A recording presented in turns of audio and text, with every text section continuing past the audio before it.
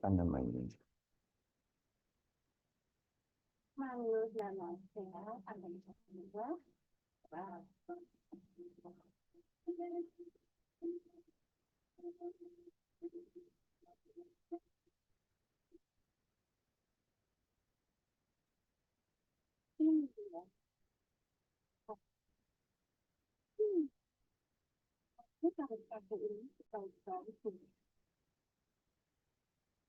Oke, ya kita mulai dengan kuliahnya. Ini adalah bagian kedua. Ulan, bisa dengar suaraku nggak?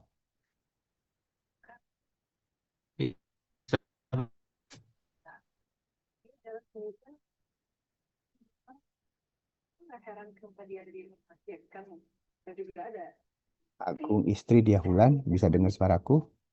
Bisa, Prof. Oke, ya. Di, di pertemuan ke-1 kemarin sudah kita bahas tentang eh, redox ya. Pertemuan kedua ini kita membicarakan masalah elektroda. Itu ada elektroda hidrogen standar, ya, biasa disingkat dengan SHE, standar hidrogen electrode. Ya. Kemudian ada elektroda pembanding, itu ada elektroda Calomel, ada elektroda Ag, ya, AgCl. Ya. Kemudian ada elektroda pH, elektroda hidrogen, dan elektroda gelas. Yang masing-masing ini sebetulnya semua elektroda-elektroda ini sudah memiliki potensial. Gitu ya. Jadi nanti kalau ada soal itu, ini sudah diketahui pasti elektrodanya. Tinggal nanti kita mencari elektroda yang ditanyakan. Gitu ya. Bagaimana cara menulis sel? Ya, atau sel elektrokimia atau di sini adalah sel galvanik. Yang pertama itu sel ditulis dengan setengah sel anoda. Ya, kita ingat bahwa kemarin itu anoda merupakan elektroda negatif ya di sebelah kiri dan setengah sel katoda itu elektroda positif di sebelah kanan. Ya. Kemudian yang kedua satu garis tegak atau miring menunjukkan batas fasa. Sedangkan dua garis tegak atau miring menunjukkan adanya jembatan garam. Ya, nanti kita lihat di contohnya. Dua zat yang ada dalam fase yang sama dipisahkan dengan tanda koma. Kemudian yang keempat, konsentrasi larutan dinyatakan dalam tanda kurung setelah rumus kimianya. Jadi, contohnya adalah seperti ini. Ya. Sel galvanik ditulis dengan setengah sel anoda elektroda negatif di sebelah kiri. Di sebelah kiri ini adalah zat N dalam kurung S itu adalah apa namanya batas fasanya ini ada garis miring ya. Zat N itu eh, solid itu padat ya. Kemudian zat N2+ ini adalah eh, elektrolitnya dengan konsentrasi 1 M kecil. Kemudian di sini ada tegak atau miring 2 ini menunjukkan bahwa adanya jembatan garam. Nah, di sebelah kanan ini adalah sel katoda elektroda positif gitu ya. Dengan elektrolitnya Cu, konsentrasinya sekian 1,0 dan Cu elektroda ya padat. Gitu. Atau nanti kita nulisnya juga sama seperti ini gitu ya. Nah, kemudian ini kalau kita menggunakan elektroda yang ketiga ini PT Fe2+, Fe3+ ini ada koma gitu ya. Dipisahkan dua zat yang ada dalam fase yang sama dipisahkan dengan tanda koma. Ini berarti dia berada dalam fase yang sama. Gitu ya. Nah, di samping ini ada H2A+, H2PT ini adalah elektroda hidrogen standar yang sudah kita ketahui. Gitu ya. Ya, jadi ini ada elektroda platina itu di dalamnya ada elektroda H2. Oke. Ya, kemudian kemarin kita sudah bicara tentang gaya gerak listrik dan reaksi sel. Ya, jadi gaya gerak listrik adalah jumlah potensial elektroda tunggal sesuai dengan reaksi yang terjadi di dalam sel atau elektroda listrik. Jumlah potensial elektroda tunggal, ya, jumlah potensial elektroda tunggal sesuai dengan reaksi yang terjadi di dalam sel atau elektroda. Apabila sel ditulis dengan elektroda negatif sebelah kiri, maka elektron akan mengalir melalui rangkaian di luar sel dari kiri ke kanan. Maka reaksi sel yang terjadi adalah spontan. Dan GGL sel akan bertanda positif. Ingat-ingat ya, sudah dikasih warna, ya. Yang ketiga, reaksi yang terjadi pada elektroda sebelah kiri adalah oksidasi dan sebelah kanan adalah reduksi. Nah, contohnya seperti ini. Itu ada diagram selnya, ya, ZNS, Zn2+, Cu2+, dan C. Ya, seperti tadi sudah dikatakan di sebelah kiri itu adalah elektroda negatif, ya berarti anoda. Dan dia selalu akan melepaskan elektron, berarti di situ terjadi reaksi oksidasi. Sebelah kanan itu adalah katoda, itu ya, dia akan menangkap elektron, berarti reaksinya reduksi. Sehingga kalau kita tulis reaksi selnya adalah menjadi seperti itu. Ya, itu reaksi sel. Jadi mungkin saja nanti di soal itu diberikan diagram sel, kemudian kalian diminta untuk memilih, ya, memilih mana reaksi sel eh, yang paling benar, gitu ya. Mungkin aja terjadi seperti itu. Kemudian kita lihat ini ada namanya elektroda hidrogen standar atau SHE. Di dalamnya itu ada kawat platina dan dia memiliki larutan elektrolitnya itu adalah asam H+ dengan konsentrasi 1 M besar yang kita bisa katakan dia sama dengan 1, ya. Apa namanya, konsentrasinya sama dengan 1. Ya, kondisinya itu pada P1 ATM suhu 25 derajat, ya. Jadi kondisi ini adalah kondisi normal, ya. Tekanannya 1 atmosfer, suhunya 25 derajat Celcius. Nah, itu di sebelah kiri itu ada gambarnya. Ya, PT itu ada di dalam elektroda hidrogen, ya. Nah, menuliskan reaksinya itu adalah reaksi setengah sel, ya. H2 akan menjadi 2H+ ditambah dengan 2E. Berarti dia reaksinya adalah reaksi oksidasi, ya. Diagram setengah setengah selnya itu diagramnya itu ya, tapi reaksinya di atas, sedangkan diagramnya di bawah. PT H2 dalam kurung 1 ATM garis miring H+ konsentrasi sama dengan 1. Itu adalah diagram setengah sel. Nah, elektroda hidrogen standar ini punya potensial 0, nolnya itu sama dengan 0. Ingat-ingat ya, potensial selnya sama dengan 0. Potensial elektrodanya sama dengan 0. Ya, itu elektroda hidrogen standar.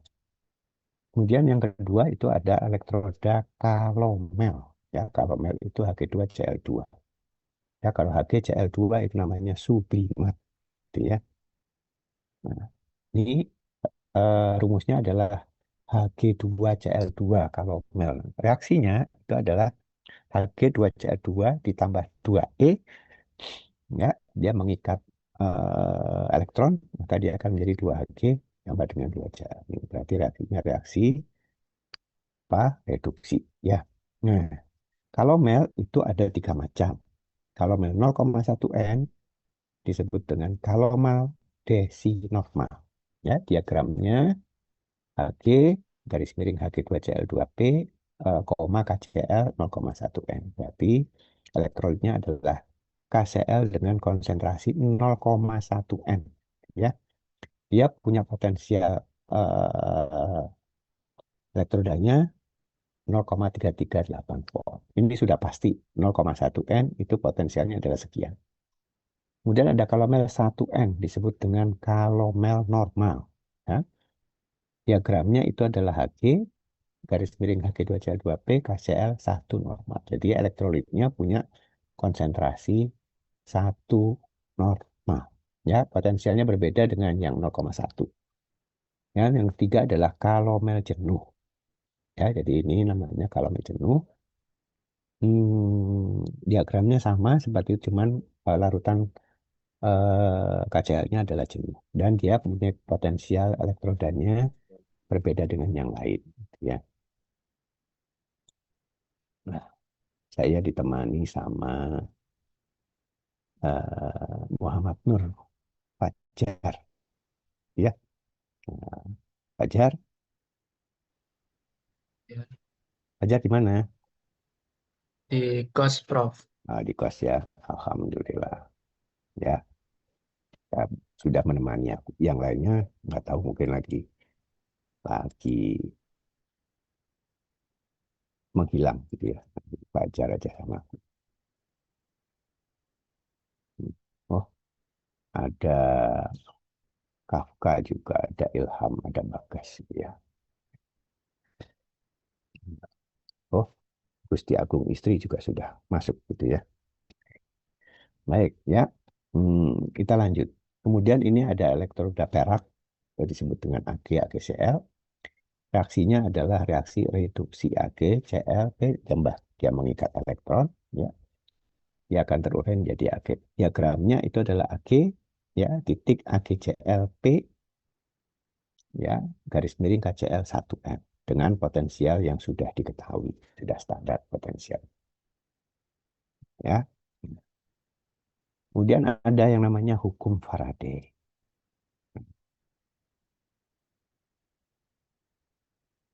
Imamul Aziz, oh, Ya, Prof. Aryo Bimo, ada juga Aryo Bimo ya. Aryo Bimo,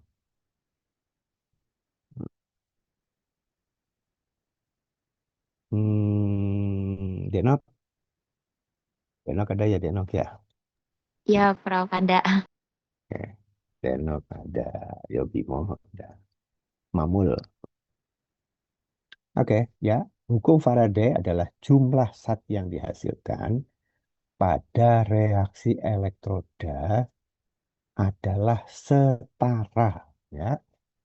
Jumlah zat yang dihasilkan pada reaksi elektroda adalah setara dengan jumlah listrik yang mengalir pada reaksi elektrolisis. Ya, diingat-ingat bahwa jumlah zat yang dihasilkan pada reaksi elektroda setara dengan jumlah listrik. Ya, jadi zatnya yang dihasilkan itu setara dengan jumlah listrik.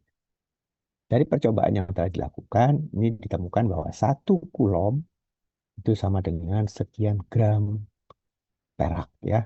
Berat atom perak kita tahu, kemudian berat ekuivalennya membutuhkan sekian, sehingga bisa ditemukan 1 Faraday itu adalah 96.500 kulom, gitu ya. Ini yang tak usah diingat-ingat ya, gampang lah. Tapi biasanya ini diberikan pada soal gitu ya untuk bisa dihitung. Jadi 1 Faraday sama dengan 96.500 kulom, ya.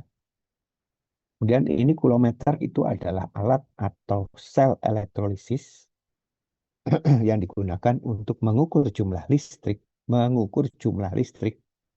yang melewati satu sirkuit atau rangkaian dengan mengamati perubahan kimia saja.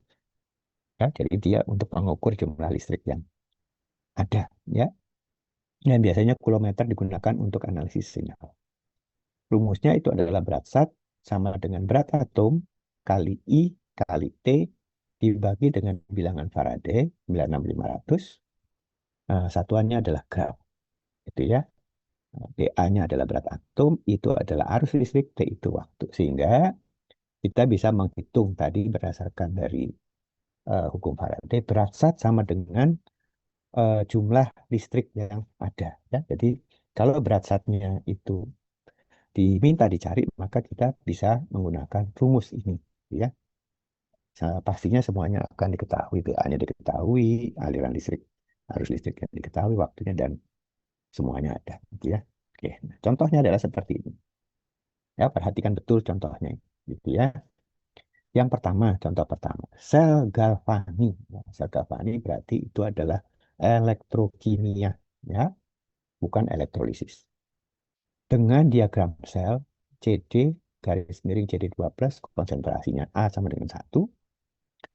Kemudian itu adalah elektroda sebelah kiri, ya. Kemudian KCl konsentrasi 1N dengan Hg2Cl2 elektrodanya adalah elektroda kalomel jenuh 1M. Gitu ya. Di sebelah kanan itu adalah elektrodanya kalomel jenuh yang sudah diketahui itu potensial elektrodanya. Nah, pada sel ini potensial selnya diketahui adalah 0,6830 volt pada kondisi normal 25 derajat 1 atm. Itu ya, hitung potensial elektroda CD bila berfungsi sebagai kutub negatif. Ya, kutub negatif itu berarti anoda. Kalau di anoda berarti terjadi reaksi oksidasi. Kalau oksidasi berarti dia melepaskan elektron. Nah, jawabannya adalah seperti itu ya. Kutub negatif itu berarti anoda, jadi terjadi reaksi oksidasi, berarti reaksinya adalah CD akan terurai menjadi C12 ditambah dengan 2 elektron, dia melepaskan. Sedangkan pada elektroda sebelah kanan, itu akan terjadi reaksi reduksi, artinya dia akan mengikat elektron, ya. Sehingga reaksinya menjadi katoda direduksi itu H2Cl2 tambah 2E menjadi 2Hg tambah 2Cl. Dia sudah punya potensialnya. Tadi kita tahu dia KCl apa namanya elektroda kalomel jenuh ya. Eh, Potensial selnya adalah plus 0,2800 volt. Sehingga kita tinggal masukkan ke dalam rumus seperti yang minggu lalu.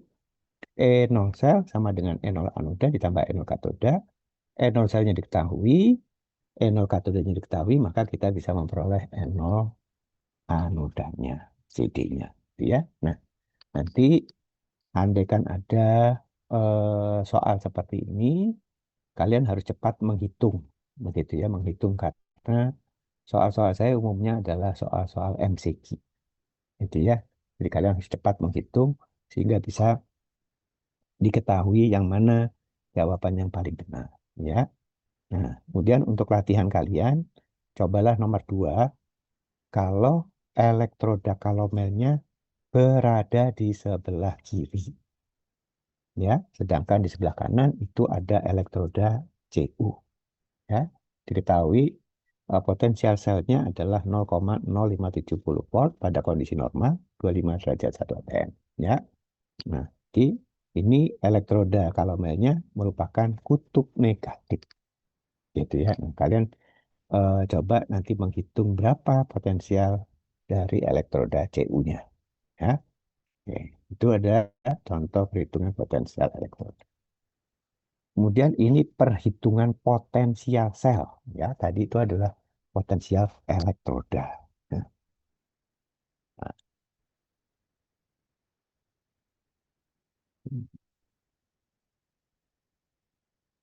ada Jihan, Haega. Haega kembaranmu siapa Haega? Hah? Iradani. Kembaranmu nggak ada sepertinya Haega di sini. Wais lagi tidur kayaknya. Iya. Oh iya. Oke. Jadi kita baru berapa orang ya? Fitri, Iva, Nur, tiga, empat, Nurin, Haega, eh, Jihan. Ini apa ini loh? Iradani. Aryo Bimo. Aryo Bimo nggak jelas banget. Ya, samar-samar kamu, Aryo Bimo. Nah, tuh kan Aryo Bimo samar-samar gitu ya. Nah, dibuat kayak gitu kali sama Aryo Bimo. Ya, nah kita menghitung potensial sel. Contoh yang pertama itu kita lihat di situ ada diagram sel. Ya, ada diagram selnya. Di sebelah kiri itu ada elektroda CD, di sebelah kanan ada elektroda Cu pada kondisi normal 25 derajat 1 atm. Hitung potensial sel bila sel berfungsi sebagai penghasil listrik. Ya, nah ini sudah saya berikan jawabannya. Harusnya saya tidak memberikan jawaban dulu. Anda baca, ya kalian baca eh, bila sel berfungsi sebagai penghasil listrik.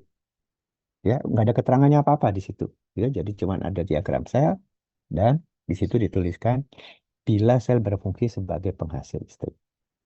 Gitu ya.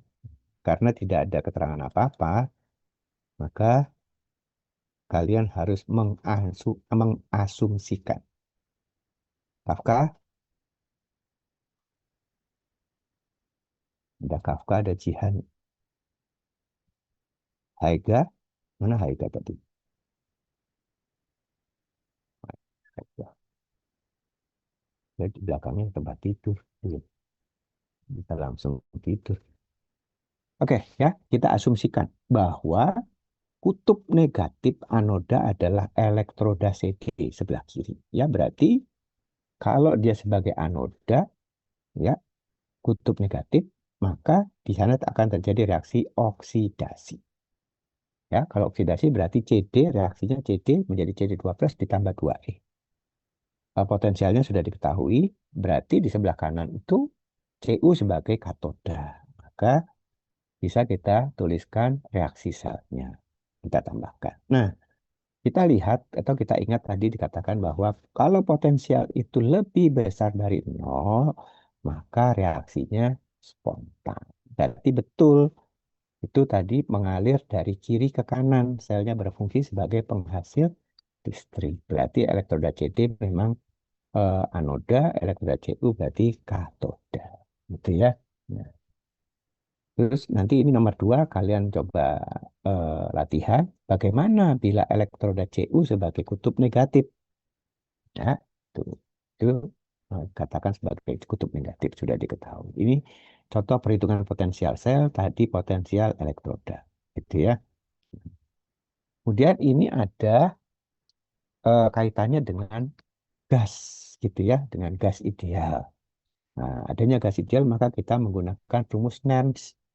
Di rumus Nernst itu adalah apabila ada reaksi kimia A ditambah B, dia akan menjadi C plus D. A dan B itu adalah reaktan, sedangkan C dan D itu adalah produk. Nah, kalau kita berbicara tentang energi bebas, ya, maka di sini rumusnya kalau kita ingat gitu ya, di kimia fisik ya, delta G di kalau nggak salah itu di termodinamika 1 gitu ya. Delta G sama dengan delta G0 ditambah RT Lun. Ya, konsentrasi produk dibagi dengan konsentrasi reaktan. Ya, itu kalau kita urai lebih lanjut, delta G itu sama dengan minus N kali F kali E. Maka itu bisa kita ganti, G-nya itu kita ganti dengan NFE, NFE, maka akan diperoleh rumusnya adalah E sama dengan E0 RT per NF Lun konsentrasi dari produk dibagi dengan konsentrasi dari reaktan. Sehingga itu nanti akan menjadi rumusnya, ya, karena itu dijadikan log, maka akan keluar menjadi 2,3026 RT dibagi dengan NF log, ya, konsentrasi produk dibagi konsentrasi dengan reaktan. Ya, N kecil itu adalah elektron yang terlibat dalam reaksi, ya, apabila di sana ada elektronnya.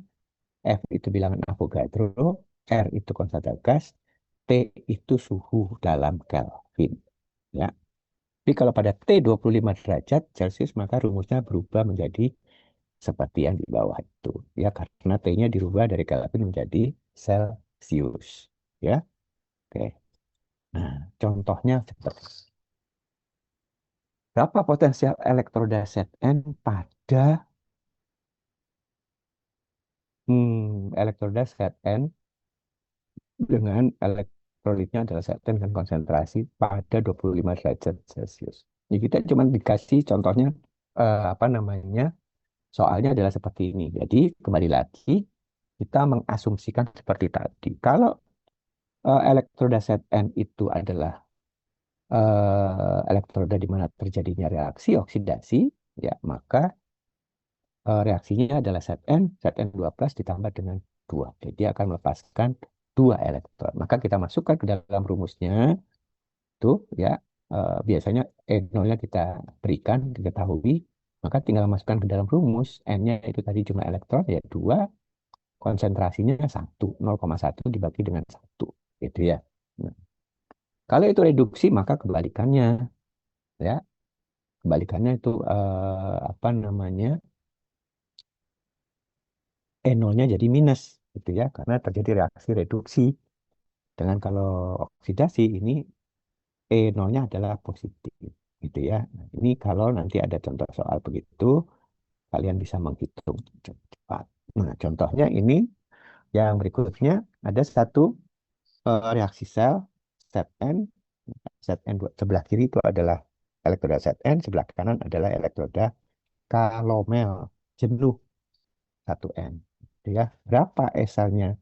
Kembali lagi kita mengasumsikan bahwa elektroda Zn adalah anoda, berarti oksidasi, berarti dia akan mengalami pelepasan elektron. Ya, ini sudah diketahui elektroda Zn potensialnya segitu. Kalau mel normal itu potensialnya sudah diketahui, sehingga tinggal kita menambahkan saja, gitu ya, dengan rumus ini. Kemudian EMF, ya, electromotive force atau GGL itu, ya, simbolnya E dan konstanta keseimbangan. Pada reaksi yang seperti tadi, ya, ada reaksi A ditambah B menjadi C ditambah D, itu ya, itu punya yang namanya konstanta keseimbangan tadi itu ya. Dan keseimbangan adalah konsentrasi produk dibagi dengan konsentrasi dari reaktannya. Ya, kalau dalam keadaan setimbang ya, ingat lagi di kimia fisik, maka energi bebasnya itu sama dengan nol. Berarti delta G itu tadi adalah min N kali F kali E, berarti semuanya sama dengan nol. Berarti E-nya sama dengan nol. Sehingga kalau kita kembalikan ke rumusnya, ya, E sama dengan N0 dikurangi 0,059 per N log konsentrasi produk dibagi dengan reaktan, maka akan keluar N0 sama dengan 0,059 per N log K. Jadi konsentrasi itu sama dengan rasio konsentrasi sama dengan K, gitu yang di atas. Sehingga dia menjadi log K. Gitu ya. Nah, ini perlu kalian ingat rumusnya supaya nanti kalau ada soal kalian bisa menghitung. Nah, saya kira itu yang bisa saya berikan kepada kalian untuk sore hari ini, gitu ya. Memang bahannya tidak terlalu banyak, gitu ya. Di mudah-mudahan nanti kalian bisa mengerjakan soal-soal saya, gitu ya. Oh, ini ada tulisannya Departemen Humas, gitu ya. Mamul. BEM FEU, FF. Oh, keren juga, gitu ya, Departemen Humas. Oke, ya. Nah, untuk ini Gusti, Gusti mana tadi, Gusti Agung? Istri. Saya, Prof. Nah, itu untuk presensinya gimana? Kalau QR bisa nggak, Prof? QR. Coba ya, aku ambil dulu ya. Ambil Ya, dulu ya. Pakai QR ya. QR berarti saya harus masuk ke mana tuh? Masuk ke hebat ya. Ke cyber ya. Cyber ya. Oke, kita masuk ke cyber ya. Cyber kampus. Eh,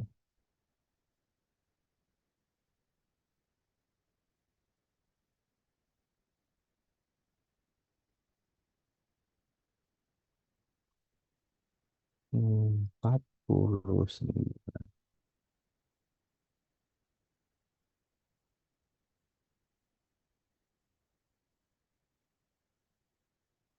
Kelas, kelasmu kelas apa? Kelas A ya? Di iya kelas A, Prof. pengajaran. Kartu kendali.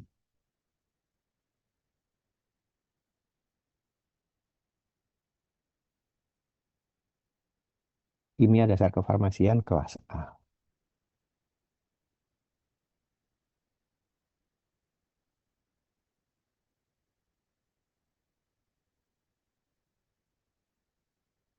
Oke, ini berarti paham. Jadi teorinya sedikit, tapi yang banyak nanti adalah reaksi-reaksi kimia, bagaimana menyatakan bahwa itu adalah reaksi oksidasi, ada reaksi reduksi, kemudian nanti ada perhitungan sedikit tentang potensial sel dan sebagainya lah begitu. Itu ya, itu dari saya.